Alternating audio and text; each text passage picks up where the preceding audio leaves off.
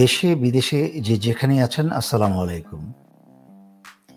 এই ভারতীয় দালালদের উপদেষ্টা হিসাবে কারা বসাচ্ছে? জাতি জানতে চায়। ডক্টর মোহাম্মদ ইউনূস বিপ্লবে অর্জিত সরকারে এসে বিপ্লবী সরকার গঠন না করে উপদেষ্টা সরকার গঠন করে বসল। উনি সামনে নোবেল পুরস্কারকে রেখে দেশ চালানোর দায়িত্ব নিলেন। ওনার এবং ওনার উপদেষ্টা সরকারের টিমের কারোর কোনো রাজনৈতিক অভিজ্ঞতা নেই, না আছে মাঠ লেভেলে দেশের এরকম করুণ পরিস্থিতি সামাল দেওয়ার মতো অভিজ্ঞতা। কিন্তু আমরা ডক্টর মোহাম্মদ ইউনূসকে কি দেখছি? উনি মনে করেছিলেন এটা সাজিয়ে গুছিয়ে দেওয়া একটা আন্তর্জাতিক ফোরাম, যেখানে সব তৈরি করা আছে, উনি শুধু গিয়ে ভাষণ দিবেন আর সবাই হাততালি দিবে, কাজ হয়ে যাবে। কিন্তু বাংলাদেশের এই জটিল পরিবেশের দেশে, যেই দেশে প্রচুর সামনে পিছনে লুকায়িত মির্জাফর, ঘসিটি বেগম চারিদিকে, সেই দেশে অত্যন্ত সচেতন না হলে ভুল হবে। আর কিছু ভুলকে আর ভুল বলা যাবে না। যেই ভুলটা হবে আত্মঘাতী, শুধু নিজেকেই শেষ করবে না, এই দেশটাকে শেষ করে দেবে। এখন আমরা দেখছি ডক্টর মোহাম্মদ ইউনূস ফজিলাতুন্নেসার স্বামীকে নাট্যকার মুস্তাফা সরোয়ার ফারুকীকে উপদেষ্টা বানিয়েছে, যে বাংলাদেশে প্রকাশ্য একজন আওয়ামী এবং ভারতীয় দালাল। সারা বাংলাদেশের জনগণ তা জানে। এটা কি করে সম্ভব যে ডক্টর মোহাম্মদ ইউনূস এবং তার আশেপাশে বসা উপদেষ্টারা তা জানে না? এটা কি সম্ভব হতে পারে? তাহলে এই নিয়োগটা, এই খেলাটা কে খেলছে? আসুন তার ছোট করে একটা ব্যাখ্যা দিই। এই খেলাটা এখন কে খেলছে? এতদিন আওয়ামী লীগের বি টিম হয়ে খেলছিল বিএনপি।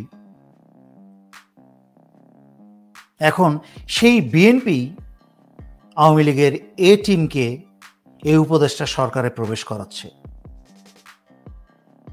কানাডা, যুক্তরাষ্ট্র থেকে যেখানে ভারতের গোয়েন্দা সংস্থা রকে বিতাড়িত করা হচ্ছে, তখন র তার আস্তানা গেড়েছে যুক্তরাজ্যে। আর সেই যুক্তরাজ্যের একটা গুরুত্বপূর্ণ আস্তানা বাংলাদেশকে নিয়ন্ত্রণ করার জন্য এখন তারেক রহমানের কাছে ঘিরেছে। যা আমি 2021 সালে ব্যাখ্যা করেছিলাম। তখন লাইন ধরে আমাকে বিএনপির ছেলেপেলারা গালিগালাজ করেছিল, কিন্তু আস্তে আস্তে তারা সত্যতা বুঝতে পেরেছে। 28শে অক্টোবরের সারা বাংলাদেশে অনুপ্রাণিত হয়ে শুধু বিএনপি নয়, সারা বাংলাদেশের আপামর জনতা এক হয়েছিল স্বৈরাচারী হাসিনাকে পদত্যাগে বাধ্য করতে।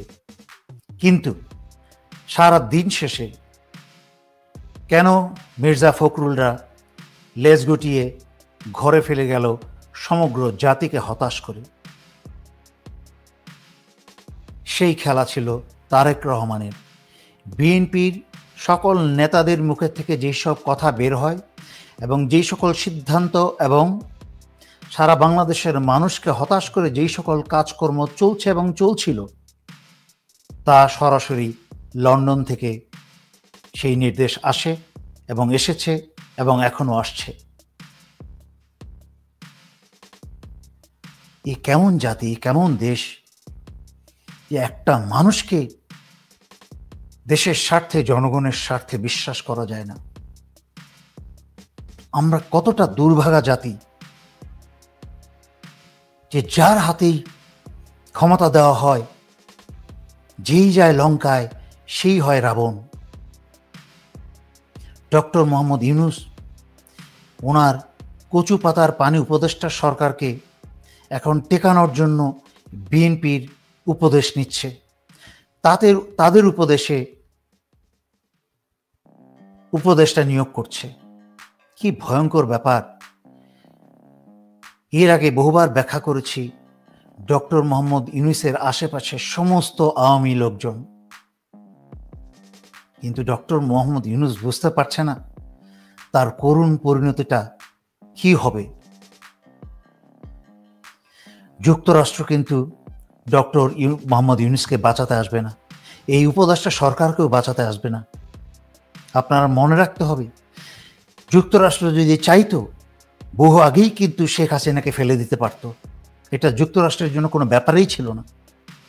কিন্তু যুক্তরাষ্ট্র সবসময় ভারতের নির্দেশে চলেছে।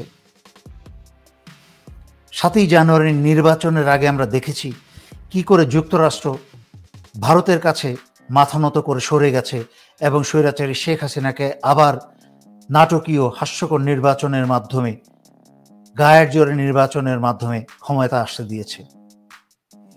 আর সারজিদ হাসনাতরা বাইরে শুধু চিৎকার করে মনে করেছে তারা গায়ের জোরে দেশ শাসন করে ফেলবে। তোমরা এখনো বাচ্চা ছেলে পেলে, তোমরা বোঝো না তোমাদের কি করা উচিত ছিল, কি করতে হবে এখনো বুঝতে পারছো না। আমার প্রতিটা কথা তোমরা অনেক দেরিতে শুনছো, কিন্তু ততদিন তোমাদের সকল সমর্থন হারিয়ে যাচ্ছে। তোমাদেরকে বলেছিলাম একদিন তোমাদের পাশে এসে কোনো ছাত্ররা দাঁড়াবে না। চুপ্পুকে 10ই সেপ্টেম্বর বলেছিলাম বঙ্গভবন ঘেরাও করে চুপ্পুকে পদত্যাগে বাধ্য করতে, তখন আমার কথা কোনো মূল্যায়ন করো নাই।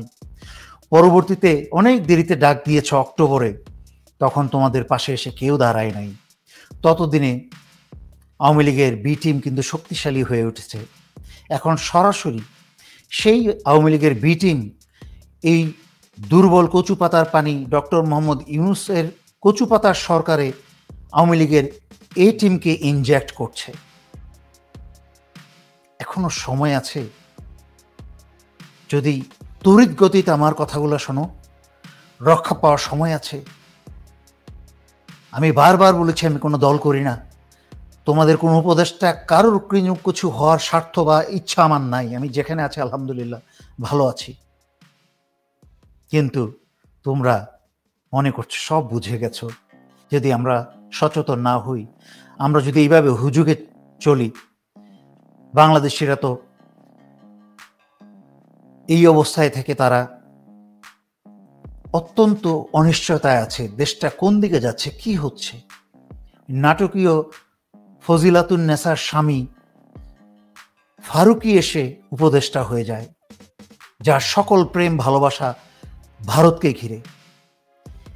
বাংলাদেশে উপদেষ্টা হোক, মন্ত্রী হোক বা সরকার হোক, জনগণের উচিত তা কোনোদিন কাউকে ভোট দেওয়া বা কাউকে সমর্থন করা যে উন্মুক্তভাবে সরাসরি ভারতের বিরোধিতা না করে। অবাক করা কাণ্ড। যারা যারা ভারতের প্রেমে পড়েছে তাদেরকে এনে বসানো হচ্ছে। আর বিএনপি তো রয়ের ফর্মুলায় চলছে, রয়ের নির্দেশে চলছে। তারেক রহমান প্রতিটা কাজ করে যাচ্ছে রয়ের নির্দেশে। কি দুঃখজনক, কি দুর্ভাগ্যজনক ব্যাপার। কাকে বিশ্বাস করা যায় এই দেশে? কে চালাবে, কে নেবে এই দেশের দায়িত্ব? এই দেশে 16 বছর বিএনপি নীরবতায় এবং সাহায্যে স্বৈরাচারী শেখ হাসিনা টিকেছিল। প্রতিবার নাটক করেছে, উমুক ঈদের পর উমুক ঈদের পরে মানুষ তাদেরকে নিয়ে হাসাহাসি করেছে। এই অযোগ্য বিএনপির নেতারা লন্ডনে বসে বসে বাংলাদেশকে ধ্বংস করেছে। কিন্তু রয়ের কথা, রয়ের পরামর্শে কেন তারেক রহমান চলছে তা জাতির কাছে পরিষ্কার করতে হবে। যেই আওয়ামী লীগ তার গত 16 বছরের অপকর্মের জন্য একবার জাতির কাছে ক্ষমা চাইল না, সেই আওয়ামী লীগকে, সেই ছাত্রলীগকে নিষিদ্ধ করার বিরুদ্ধে কেন বিএনপি, তার জবাব এই জনগণের সামনে দিতে হবে। আর নয়তো এই জনগণ আগামী যখনই নির্বাচন হোক, এই জনগণ বিএনপিকেও চায় না। কারণ আমরা বাংলাদেশে আর কোনোদিন খাল কেটে কুমির আনতে চাই না। যেই রাজনৈতিক দলের প্রমাণিত দেশপ্রেম নাই, যেই রাজনৈতিক দলের প্রমাণিত সুস্পষ্ট ভারত বিরোধী বক্তব্য নাই, সেই দলকে বাংলাদেশিরা আর কোনোদিন সমর্থন করবে না। ইনাফ ইজ ইনাফ, যথেষ্ট হয়েছে, আর নয়। মোস্তফা সরোয়ার ফারুকীর মতো একটা ভারতীয় দালালকে কেন বানাতে হবে? আমাদের এই নাট্য সমাজে আর কি কোনো দেশপ্রেমিক নাট্যকার, অভিনেতা কি ছিল না? আমাদের প্রবীণ নাট্যকার আরিফুল হক একজন সাচ্চা দেশপ্রেমিক। উনি বাংলাদেশের অনেক ইতিহাস জানেন, অন্তর থেকে দেশকে ভালোবাসেন। এই বয়সে উনাকে বসিয়ে দিল একটা উপদেষ্টা হিসাবে, আরো 2-4টা শক্তিশালী হাত উনি সাথে নিয়ে 2টা ভালো কাজ করতে পারতেন। কিন্তু আওয়ামী লীগের বি টিম, ভারতের বি টিম বিএনপির কথায় এসে বসিয়ে দিলেন ভারতের রয়ের এ টিমকে। বাংলাদেশের জনগণকে নিয়ে মস্কারি করছেন।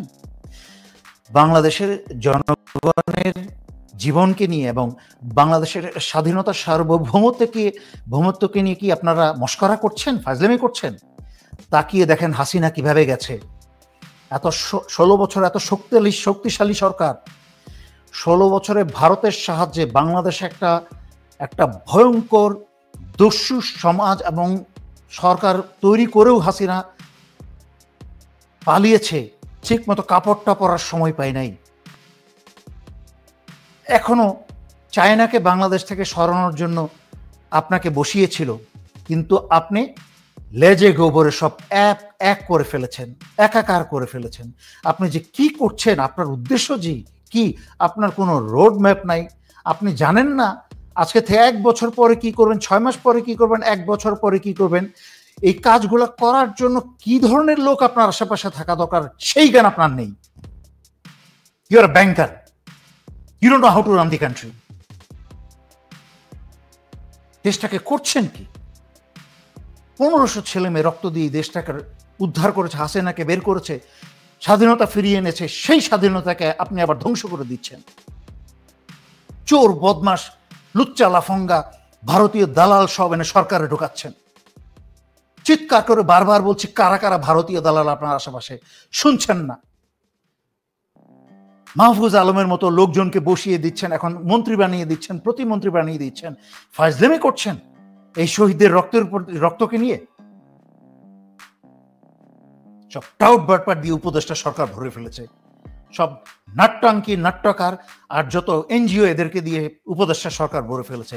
এই জন্য ঘোড়ার ডিমেও একটা কাজ হচ্ছে না, কোনো সংস্কার হচ্ছে না।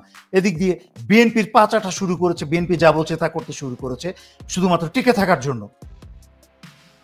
আর সার্জিস, তোমাদের যদি, এবং নাহিদ আসিফ, তোমরা যদি ফাঁসির রশি পড়তে না চাও, তোমরা উপদেশগুলো শোনো, কলারটা চেপে ধরো এইসব বাকি উপদেষ্টাদেরকে। কিন্তু দেশকে নিয়ে আর জনগণকে নিয়ে ফাজলামি করতে দিব না।